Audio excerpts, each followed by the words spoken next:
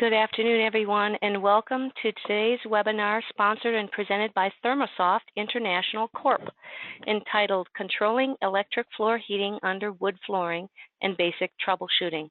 My name is Sharon Schaller, the Member Engagement Manager at NWFA, and I will serve as your moderator for today's webinar. Before we get started, I'd like to go over a few items so that you know how to participate in today's event. You should see a control panel on your screen in the upper right corner. You are listening in using your computer speaker system by default, and therefore the computer audio button is selected. So if you prefer to join over the phone, just select phone call in the audio pane, and then the dial-in information will be displayed. Be sure to enter your PIN number so you can hear the presentation. You will have an opportunity to submit text questions to today's presenter by typing your questions into the chat box of your control panel. You may send in your questions at any time during the presentation, but we will collect and address them during the Q&A session at the end of today's presentation. And throughout these webinars, we do ask some poll questions to get your feedback. We have a few for you today, and our first is the one we always put out there. What is your NWFA member business type? The options are contractor, inspector, distributor, manufacturer, and retailer. So please select the appropriate response and click submit. And as soon as I get the majority here, I will share those results. I will close in just a few seconds, and that's good right there. And so what we have, what you are seeing is that the majority of you are inspectors, 41%, 18% contractor, 18% manufacturer, 11% distributor, 11% retailer. So besides the inspectors, it's kind of even throughout there. All right, thank you for participating in that poll. And now I'd like to introduce our presenter for today's webinar.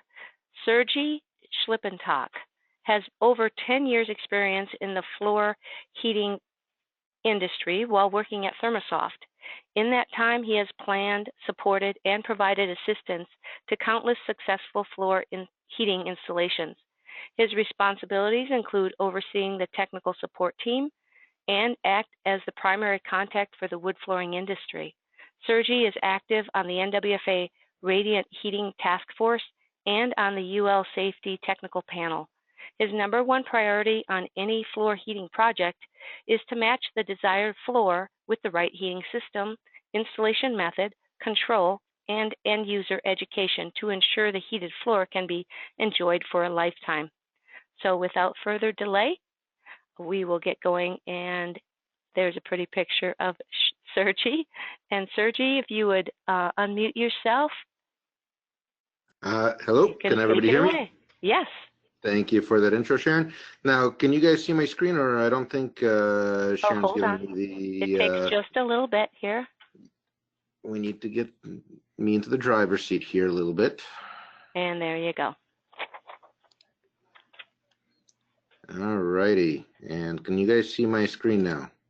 We'll take over right where Sharon had me. There you go. Thank you, Sergey. Okay. So I do see a couple of stragglers still arriving, so I'm going to take just a minute here and just discuss a couple of topics that we're going to be going over. And the controlling the heating system, the electric floor heating system, and really it could be any radiant heating system that comes with that, all starts with control of the home in general.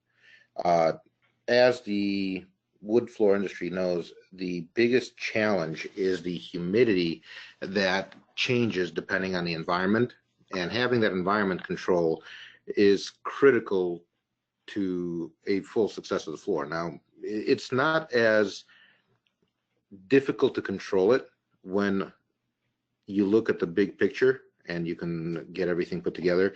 And hopefully this presentation will let you see how to incorporate the things in your house that you already have, including the end user, in being able to provide a successful installation and have them be happy with their floor for a lifetime.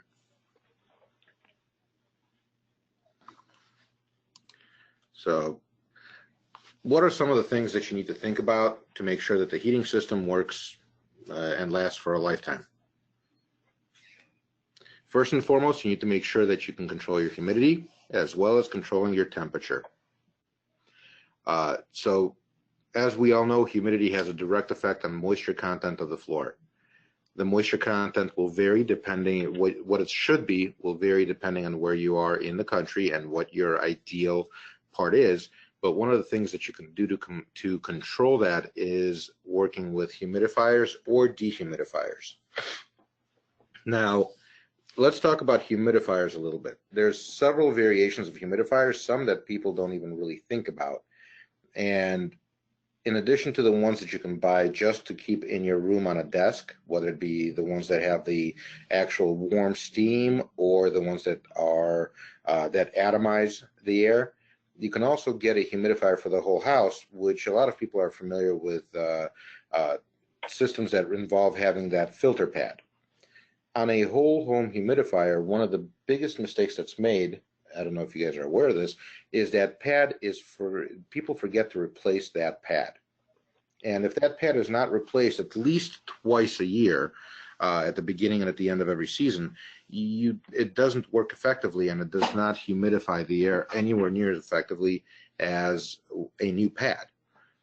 The other impact that you have when you have a radiant heating system is that forced air systems may not necessarily run.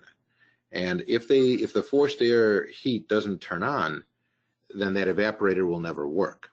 And that's where a different version of a whole home humidifier is strongly recommended. It's one that is a steam driven one. It's a little bit bigger. It sits on the side rather than being attached to the duct itself. However, rather than waiting for the heater to add humidity to the house, it needs to, what it does is it blows actual warm steam into the ducts just as the fan runs. So it uses less energy and less overall of the heater in order to add that humidity to the house. That is very critical in places that get very cold and very dry, or somewhat cold but very dry. Chicago has those very and somewhat cold days. However, most of the season this particular year was spent sub 20% in humidity in the winter. There weren't really any rainy days and everything was very dry. And having a steam type system is very effective in working together with radiant systems to get that turned up.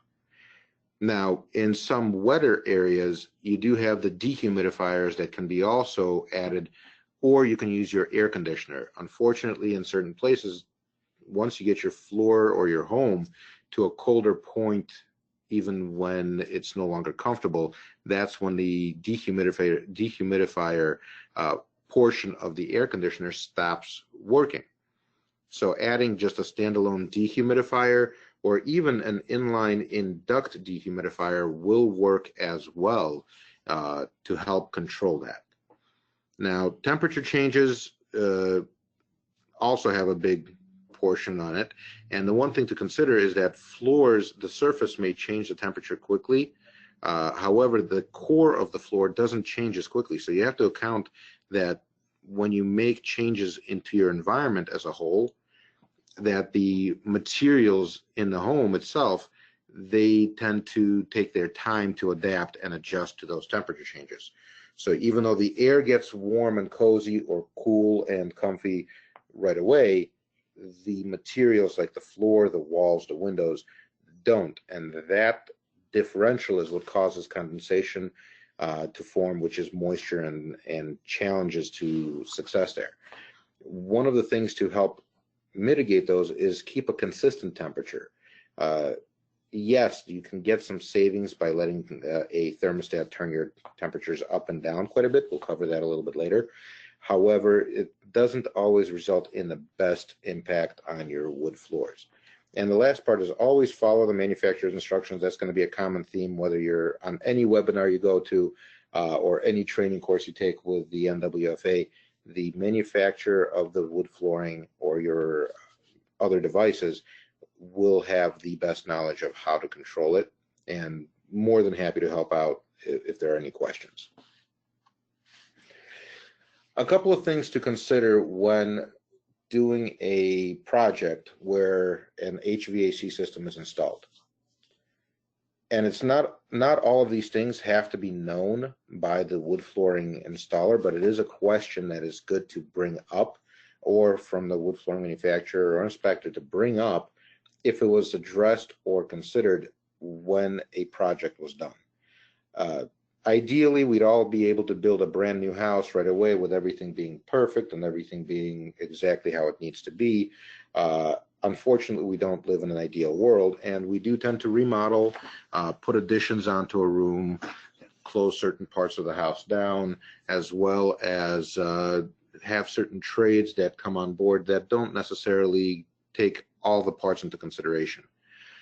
Some of the things that need to be considered when you have an HVAC installed in a property is the capacity. You want to make sure that it's properly rated and doesn't cool down the property too fast or heat up the property too fast, and that the functions that it has that are designed. For example, I don't know too many HVAC systems, even though I've seen them in Louisiana, that have a humidifier attached to them. So it's a question of what is needed on the system, and when do you and what the functionality that it has. Age of the system is also something to ask, because it'll have an impact on the efficiency of the system. So the two kind of go hand in hand. As well as, don't try to know all of this yourself. Know the general questions to ask an HVAC specialist if you're going into a project like a remodel, where they're adding a fairly sizable addition, but they're not doing anything with the HVAC in that section, or they're adding a completely new HVAC to that side of the house that's being remodeled, or an addition is being done, without considering the original HVAC system that's in place. That may need to be sized down in order for everything to be even. It's essential to, especially in the remodel, to measure and adjust humidification and dehumidification in those different areas, and that a lot of that is done through the HVAC systems rather than just the floor, unfortunately. So controlling different parts of your home. As we were just talking about the HVAC systems, a lot of HVAC systems are controlled by a thermostat. There are many different types of thermostats out there. We'll go over a couple a little bit later. However, as for the purposes of this presentation, there really are only two main different ones. Either the thermostat functions by measuring the floor, or it's an air sensing thermostat. So the thermostat that we have on the right under the green, that's the most common thermostat that you're going to run into in a house, regardless whether it has a boiler for radiators, a forced air type system, or baseboard type systems. Most often it's controlled by an air sensing thermostat, and a lot of those systems are designed to heat the air specifically. Any type of a floor type application where you're heating the floor directly, you want your thermostat to have a floor sensor, and we've got a picture of the floor sensor on the left side. It's a tiny little wire that gets embedded in the floor covering or the subfloor itself. Now, whether you have a hydronic or an electric floor heating system, all electric systems are going to come with a thermostat, and if they're properly spec'd, every single electric system is going to have a floor sensor that gets connected to that thermostat. Hydronic systems, it's a little bit more optional, but it is something that you can have a floor sensing thermostat in a hydronic system. However, that's for a different conversation or for questions at the end. You do want to make sure that if you're doing a wood flooring installation, if you have the ability to put a floor sensing thermostat in that zone, that you do.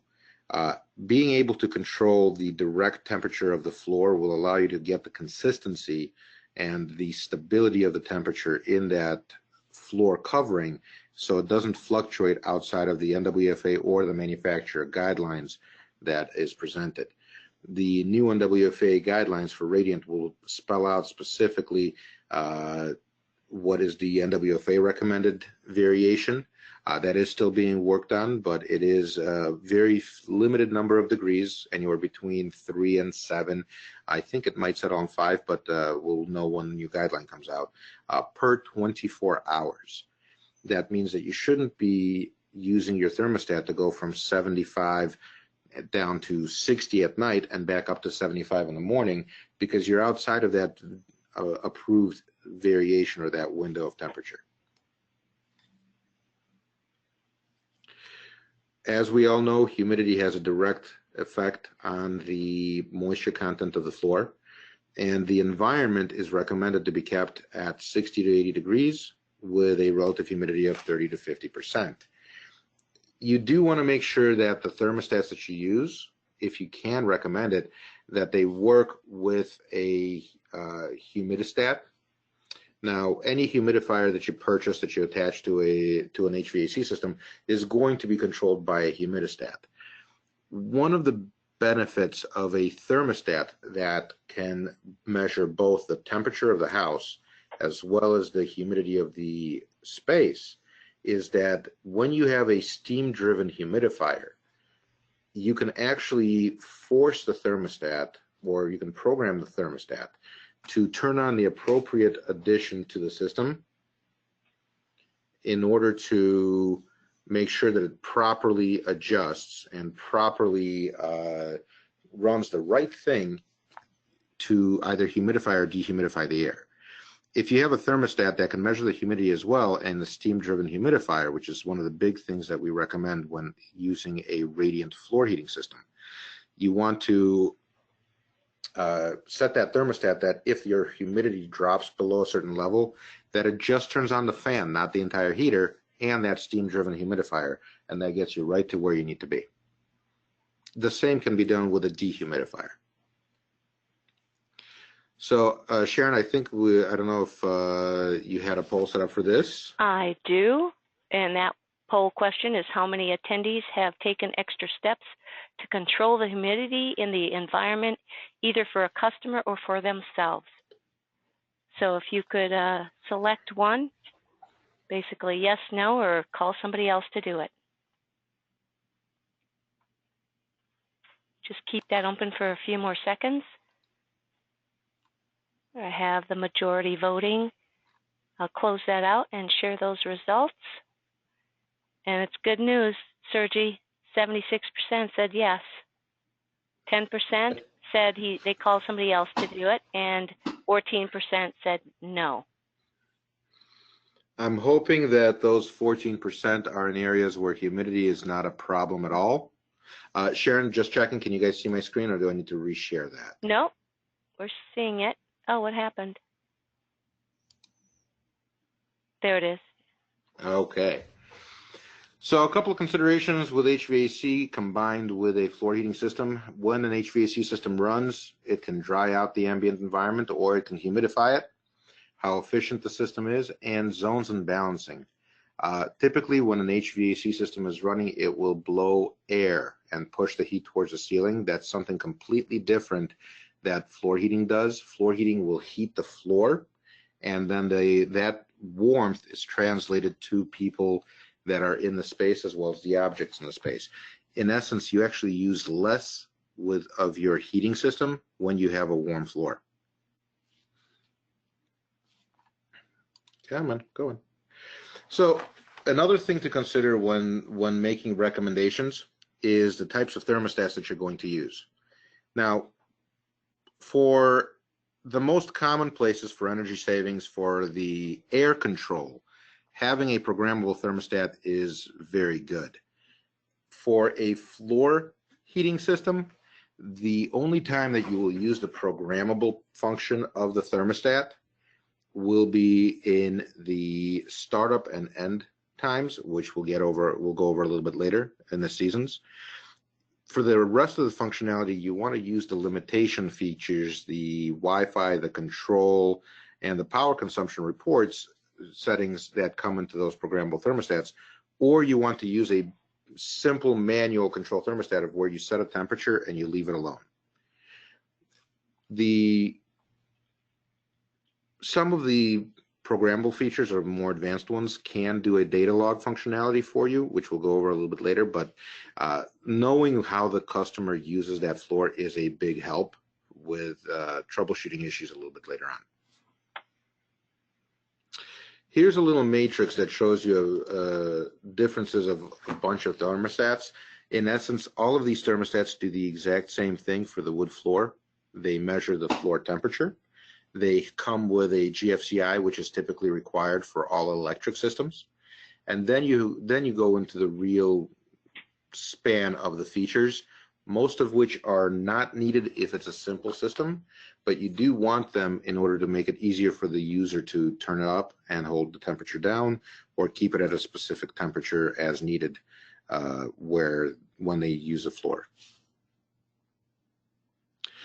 Another thing that you want to ensure to help you control your environment is record what the environment really is. It helps with troubleshooting later on if there's a claim. And if you haven't heard of it yet, reach out to us. We'll show you a few nice things about data loggers, but the new guidelines do strongly recommend that a data logger be used anytime that a radiant heating system is installed.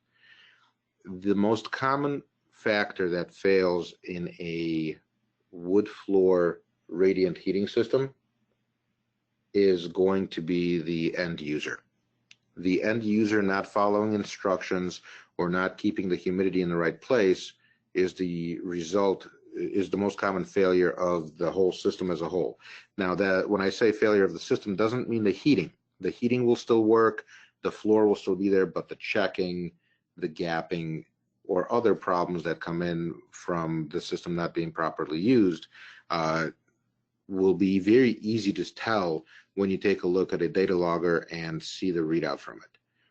It can be added to the installation after the fact if you're careful, but the biggest portion of it is you want the homeowner to actually have access to some of these. Some of these data loggers will allow you to have the homeowner synchronize their phone to it, and it'll actually measure the moisture content and tell the homeowner right away, hey, your floor is too humid or too low. You need to either humidify or dehumidify the air. And it'll also record that setting or that information to the cloud where you'll be able to get it if the homeowner shares that information with you. We do have one more poll there, Sharon. We do. Have any attendees installed data loggers with projects? Yes or no? Simple yes or no. Just submit your vote. Just wait a couple more seconds before I close it out and share those results. And there we go. So 31% yes, 69% no. Okay. Mm-hmm. It's actually more than I expected since it's fairly new, but I'm glad that a lot of you are using data loggers. So, standalone hygrometers. If you haven't seen one of these, get used to them because they're going to be your best friend to help your homeowners know exactly what's going on in that particular room. The one on the bottom, there's a model of it that you can get at Walmart for like $5. So if you don't have one of these sticking around somewhere in a room where the homeowner can very easily see what's going on, it is something that we recommend adding in. That way, if it's somebody moving into a new house or after a fresh remodel or a complete change in a house going from carpet to hardwood and vice versa, these are key to letting the homeowner know that they should be keeping an eye on the systems and technologies that they have in their house in order for success for you.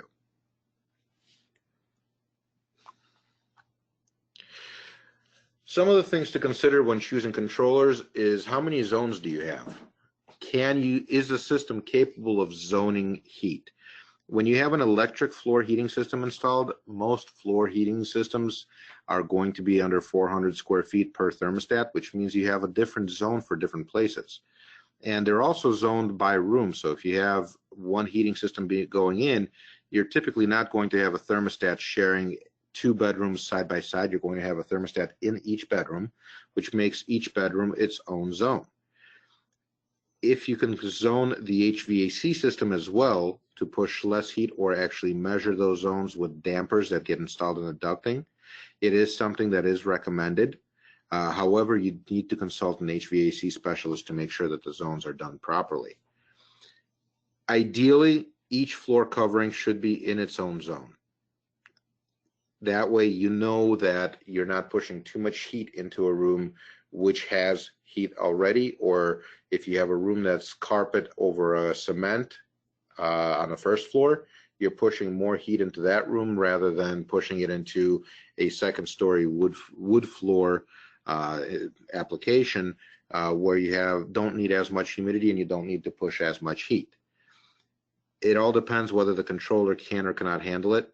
The most common consumer controllers don't. You do want to get a professional controller for that type of a system that is going to be with the help of the HVAC contractor. Now, the one difference is with floor heating systems, the zoning that's done with floor heat for electric is inherently built in. With hydronic, it does have to have additional equipment installed, and something as a consideration when the system is being specified.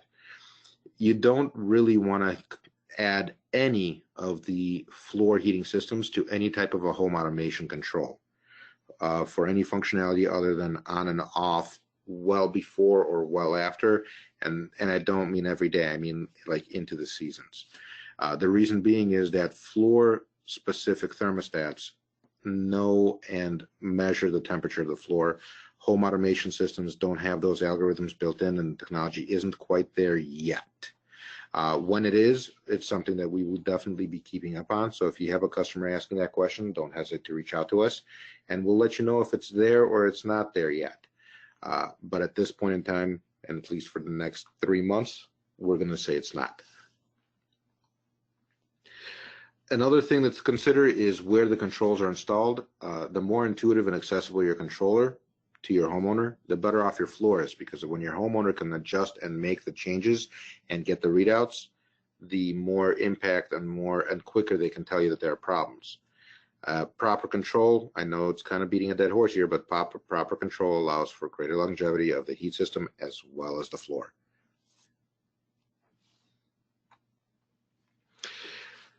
Talking about starting and shutting down your heating systems in the different seasons. Again, plan for a slow change. No more than 5 degrees per 24 hours is as far as I know right now, but that may change. Once the new guidelines come out, we'll need to take a look and revisit that particular number. You want to start your heating systems while the floors are still warm. What that means is as you're going into the winter, you want to turn the system on well in advance, sometime right in the late fall while it's still warm out, because by the time it's gotten too cold outside, the heating system has to fight that heat. And you want to start that and move that up gradually. So if your floor naturally in that late fall is sitting at, say, 62 degrees, you want to turn it up to 64, 65. Let that sit for 24 hours. Next day or the day after, come back and turn it up to 68, 69, and let that sit for a couple of days. Now, when you have a programmable thermostat, certain thermostats allow you to have it set Monday, Tuesday, Wednesday, Thursday for a single time. You want to basically set that all the times on Monday are going to be the same temperature, or turn them off for all but one, in order to make it easier for you. So you can go in and take a couple of minutes, program a programmable thermostat to bring you up to temperature over a period of a week, which is something that you won't even have to worry about afterwards. And you come back after that week is done and set all the programmability to the same temperature. You don't want to make drastic sweeping adjustments to it, because that will shock your floor, and most manufacturers will not like that. Also, if you've installed the data logger as you're supposed to with the system, you'll be able to see those variations right away if the homeowner doesn't follow those instructions. There's the using the third programming to make the startup and shutdown easier. So let's go into a little bit of the troubleshooting. How do you determine what issues happen with the floor? First thing that you want to do is find out exactly how your end user is using the system. The most common point of failure is the user not properly using the system or expecting too much. For the parts that it's the expectations, you want to make sure that the homeowner is aware that it's going to take time to heat things up, and even if it doesn't take time to heat it up, that they should keep it nice and slow. That's where the data logger helps for you to track that. Also, you want to determine what the issue is. So when a homeowner calls you, says, there's an issue with my floor, what's the issue? What is exactly the cause of the issue will come later, because you can't really determine what the cause is until you know exactly what the issue is. And there may be multiple issues that need to be addressed by different parties. If the issue itself is with the floor covering itself, consult with the NWFA guidelines for there's a section called Problems, Causes, and Cures, and that section will help you figure out exactly what the cause of the issue is and what the solution should be. Take extra care when you have a heating system installed underneath, because damaging that heating system will result in a lot more headaches than just fixing the one issue. And it's something that the heating manufacturers can work together with the floor manufacturer or whatever the component that failed to help you with the recommendation how to fix it. Generally, if there's an issue with the heating system itself, contact the manufacturer's support line in the heating system.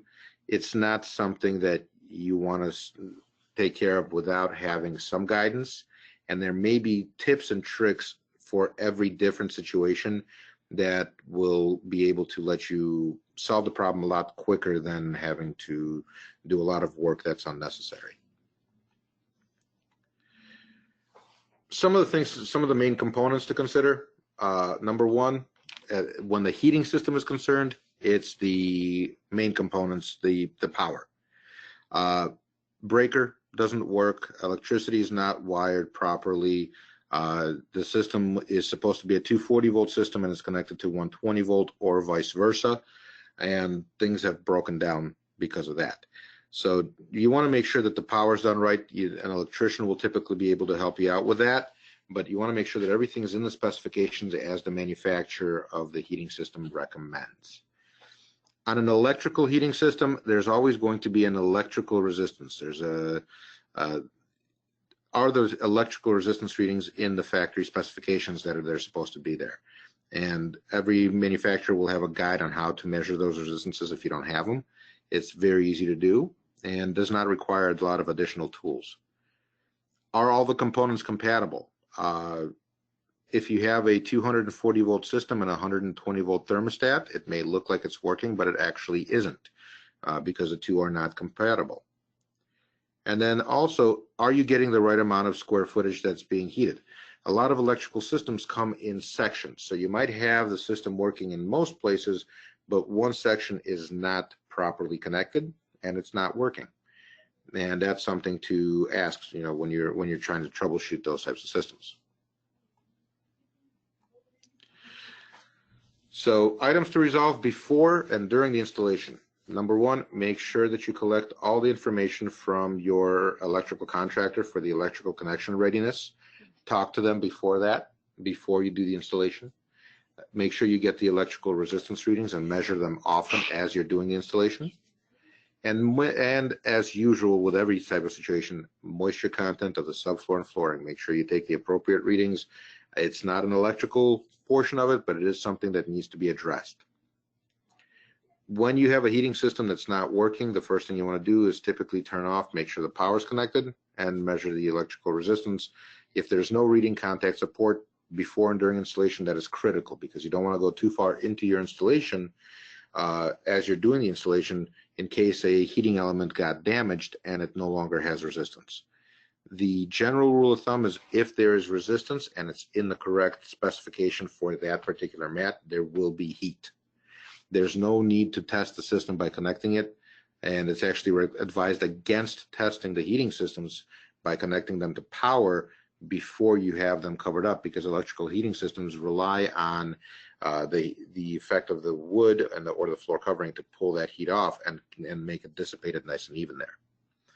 Make sure you check with the manufacturer whether the heater can face up or down, and make sure you install that floor sensor. If you forgot to install the floor sensor, there are ways to get that sensor in place, but they will require you to get thermal cameras and other very careful ways to not damage the system otherwise. And if the thermostat's not powering on, the general rule of thumb, the breaker's not on, or it's not wired correctly. When you're coming back to troubleshoot the system after installation, again, first and foremost, collect all the information. What are the specifications supposed to be? What were the readings before? How's the homeowner using it? And make sure you collect any data logger information. If you have an issue with the floor itself, that data logger will be critical to show you whether the homeowner has been using the system appropriately and they've been making sure to change the temperatures appropriately, as well as keeping the humidity in the right place. Not all heated floor systems have an issue with the floor because of the heat. As a matter of fact, in the 10 years that I've been here, I haven't seen a single one. Now, an infrared camera, we'll go on to the next point. If none of you have seen an infrared camera, they can be purchased for as low as $250, $300 as an add-on to the phone. And I'll be more than happy if you reach out to me to show you how they work and what to see with those readings. A camera will actually be able to show you not only the heated zone, but it'll actually, during startup, which is critical, it'll be able to show you the heating element itself. If you're checking to see if the heat is even, you want to check that during shutdown time or during the off time. So you want to run the system so it gets 2 or 3 degrees up, and then you want to turn off the thermostat and let it cool down 1 degree so all the heat dissipates and penetrates into the floor, and you can see how evenly the heat is spread on the floor. During that initial turning on time, when the temperature is going up a couple of degrees, you will actually be able to see how the heating elements are on the system. If the heating elements have some spacing in them, it'll also allow you to see where you can and cannot potentially drill to mount door stops or do any kind of maintenance that you need to do to the floor. Before doing any additional work, always make sure to check if the power is on and see if the GFCI light is turned on and indicating that the system is working properly, or it's not working correctly. Typically red is bad, so when you see a red GFCI light, it means that you need to continue and do some additional resistance tests, make sure that all of that is correct, and reach out to the heating system manufacturer to make sure that they can give you the proper guidance. Not all GFCI failures mean that there's an issue with the system. As the thermostats tend to age out over a certain time, they are required to self-test, and if they can't properly self-test, they're going to show that that GFCI circuit is what it's being tested, is going to fail, and it's going to say that it can't reset. It's similar to an outlet that you can't do that test and reset button on. It just means that the thermostat needs to be replaced, and it's not necessarily the entire heating system. So some of the tips, again, kind of repeating a lot of these tips. When you're checking to see if there's issues with the floor, test and monitor humidity frequently and regularly. When you're looking at the floor to see what's going on, no direct light shining, and highlight the normal floor variances. Basically follow the inspection guidelines that the NWFA provides. Evaluate the floor by standing up and looking down. If you're 2 inches away from the floor, you're getting the ant's eye view. You'll see every little part that's not supposed to be visible. Access to an infrared camera will help. They are available to rent. They're available to purchase pretty easily, and the instructions on how to use them is available from us at ThermoSoft if you need help with that for any one of our systems. Collect all information before taking any action. That's a key one. Making quick changes and jumping in to solve problems before collecting all the information will result in you doing the work 2 or 3 times more than you have to.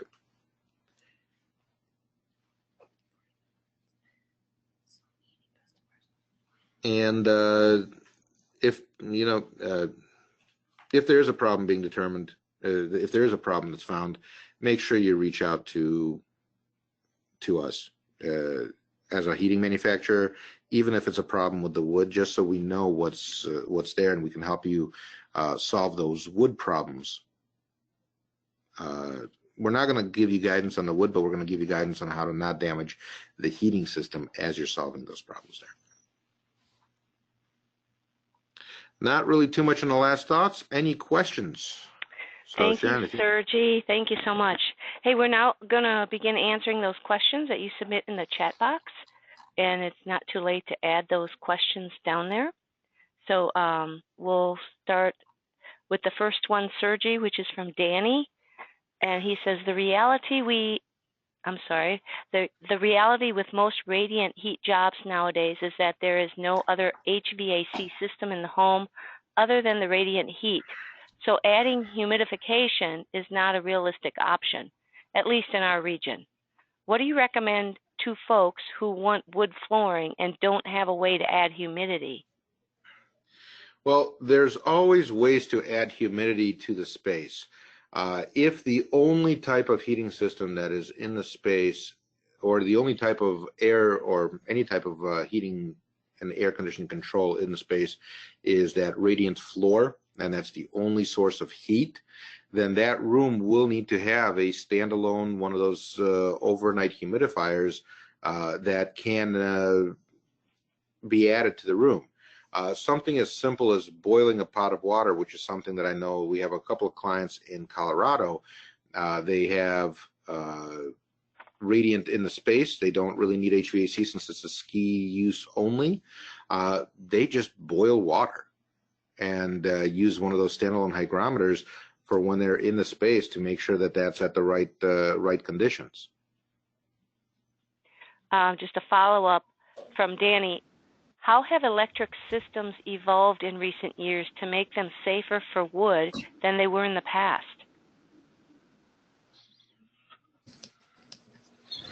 So, wow, a lot of background noise there. Sharon, I think Marcus has his microphone. Is there somebody there?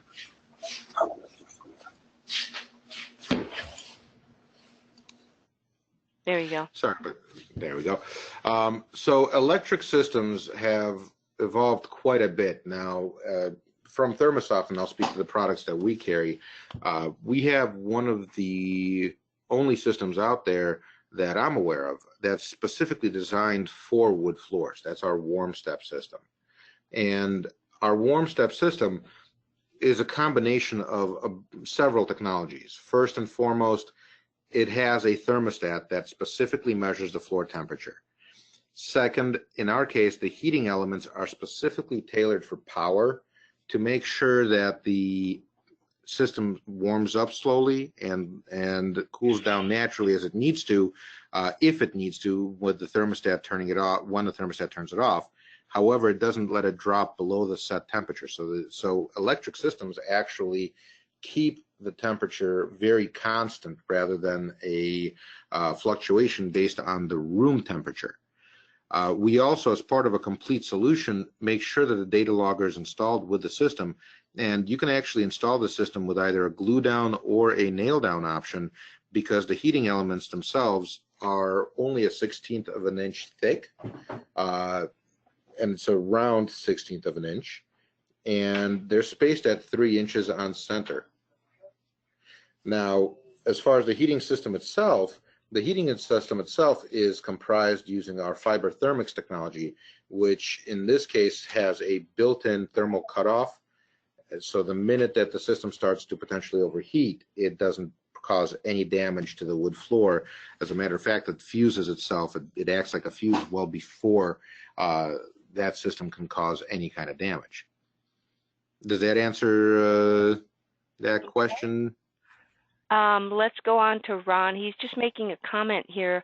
A lot of the systems here are never turned off and have external sensors, so warm day, cold nights are sensed daily. So when you have a system that's designed to control the floor temperature, the only real sensor that you need is in the floor. The hydronic and that type of a system is typically used with a hydronic type sensor. It is something that allows the water temperature to be automatically set, and that's where the sophistication of the system comes in. As the outside starts to get colder, it's all in the logic of it. You can preheat that wood floor slowly to make sure that it stays at that warm temperature as the nighttime comes in and as it gets colder. The electric systems are designed to be turned to a specific temperature and kept at that temperature, regardless of what the outside conditions are. And that's what the thermostat allows you to do, which is why you don't really want to connect them into those entire environments or those entire systems, the home automation systems. Okay. Henry has a question here. What is the effective useful life for data loggers? So depends on the data logger that you put in. There's a couple of there's a couple of simple ones that get put in directly into the wood floor itself. Now, the effective life of those is typically anywhere from 5 to 6 years is what the battery is set up to do on those. With the technologies now that allow that wireless charging that Apple and other companies have now started using, that is being introduced into these same type of data loggers so they can be recharged to work later on. So I do know that that's coming down the line, that you'll be able to actually recharge those data loggers. However, most of the time, if you have a very conscious homeowner that focuses on the system, once they have 1 or 2 full seasons, they know what they need to do. It's what happens after the fact that's where the data logger comes in, and that's why you get the customer to actually be involved in reading those readings quite often. And in the case that they can't get readings for, say, a month, they can reach out to you and the data logger can be swapped out. You can always pull the old data out of it since you already have it, since they've been reading it, and put a new data logger in place to make sure that it takes the readings and helps the homeowner keep the floor perfect afterwards. We have another follow-up question from Danny. In the electric system you mentioned, is the temperature of the heating elements themselves controlled, or do they just switch on or off? So the temperature, the max temperature of the heating system as a whole is controlled by the thermostat. It just turns on and off. However, the power output of the heating elements is tailored specifically to be nice and gentle. So with this system, you'll never really go above 10 to 15 degrees above the ambient temperature of that floor. So if your floor is 70, you'll only really be able to heat the entire floor with this system up to about 85. As that ambient temperature goes up, as the room gets warmed up, it all creeps up to a certain point, but it's designed to be very slow and very meticulous in the warm-up process. You can get systems out there that will say more power or faster heat up. That's absolutely the opposite of what you want with wood, because you want that heat to penetrate and slowly go up. You do not want that heat to just get there and heat up a single spot very quickly. One way to kind of use an example on that is when you have that concentration of heating elements with water pipes, and they're all spaced together too much on a poorly designed hydronic system, not a properly designed one. You have that heat up as soon as you turn it on. Some parts of the floor are at 120, 130 degrees, just because that heat has nowhere else to go. All right, our next question from Michael. How is warm step superior to other options, particularly with respect to nail-down applications? How will it make my installation process more efficient? Well, warm step, as you notice, comes in a roll. The idea with these systems, if you take a close look at your screen, you can actually see the heating element as those white stripes in that system. You can nail anywhere in between those white stripes. The beginning and the end couple of planks that go over the starting and ending point do get glued down. They get a full layer of glue above and below the heating system just to hold that in place. But the rest of the place gets a regular nailing schedule, and we actually have worked together with Power Nail, who have tested this, and we've got an endorsement from them saying that if you stick to your appropriate nailing schedule, you're going to have no problems with these systems. And John has a question. What effect do area rugs have on the maximum temperature?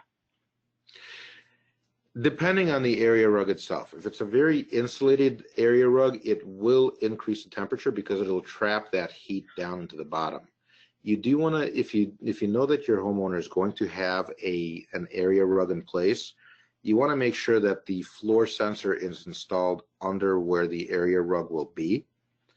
If the floor sensor is in that spot, they'll have a colder spot on the outside, but that inside spot where the area rug will be will stop at the appropriate temperature. Okay. Another question from John. What if you have different floor products in the same zone? John, can you elaborate a little bit? Are you looking to have both different floor coverings heated? I'll wait for that, and while he's responding, Amy has a question. Can your system go in a lightweight concrete? This particular system, no. However, the systems that we do have systems that can go into a lightweight concrete. As ThermoSoft, feel free to reach out to us. We can pretty much heat anything. We have a heating system available for every floor covering, and as the same focus that we take with the wood floor covering, we do with all other types of floors as well, to make sure that everything is just right so there's no claims later on with that. Okay. John says, yes, say a solid wood product and a laminate or engineered.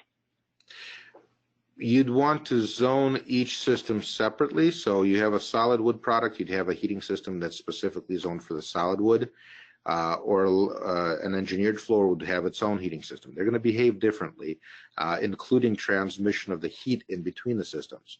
So by being able to zone those separately, which is something that's beneficial with the electric system because each one is a simple thermostat and what's connected to that thermostat, you'd want to have those with, even if it's in the same space, you'd want to have those two thermostats on those two separate products. That's especially true if you're going with a drastically different materials like a tile and a wood. We do have solutions for an application where we've had some tile inlays inside of a wood or a stone inlay inside of a wood, but those should be handled on a case-by-case basis for that particular application to make sure that it's done right and still accounted for accordingly. All right. Any other questions? Quickly put them in. Otherwise, we will close this out. Yes, we have one more here, Sergey, from Gary. Does heating the wood floor benefit the floor itself, or is it more about homeowner comfort? Gary, that is a great question. As a matter of fact, it's both. As we all know, as the temperature goes up, the relative humidity goes down. I'll use my own home as an example. With my floors that were heated, and this is also in a bunch of testing that we've done, but when the floors are heated, they take that cold spot or cold air out of the equation right at the very bottom. And when you have humidity that needs to condense back into vapor, you don't really have as much humidity being put together or collecting together in that wood floor assembly if the floors are warm, because you don't have that cold floor there to be the point of condensation. And some of that heat will also be actually lost into the bottom. So if you're on a over a wooden subfloor, over a basement, or on a second story, that some of that heat will also prevent that moisture from forming on the subfloor as well, if it's going to do that there. Okay. Sergey, could you flip to the contact page, like your questions where they can reach you, they're awesome. Now, I don't have any more questions, but if you do have any more, thank you all for attending. You can submit your questions to Sergi by email or his phone right there. So take that number down. So we have another webinar coming up next month at this time, 3 to 3 p.m. Central Time on Wednesday, June 12th. This one presented by 3M, and it's entitled How to Create an OSHA Compliant Respiratory Protection Program. Each webinar is worth one continuing certification unit in maintaining your certification requirements. So thank you all for attending today's webinar sponsored by ThermoSoft International Corp. And on behalf of NWFA and ThermoSoft, I'll have a great rest of your day, and hopefully we'll get you the next time around. Thank you. And thank you everybody that joined and put up with listening to me. Thank you all.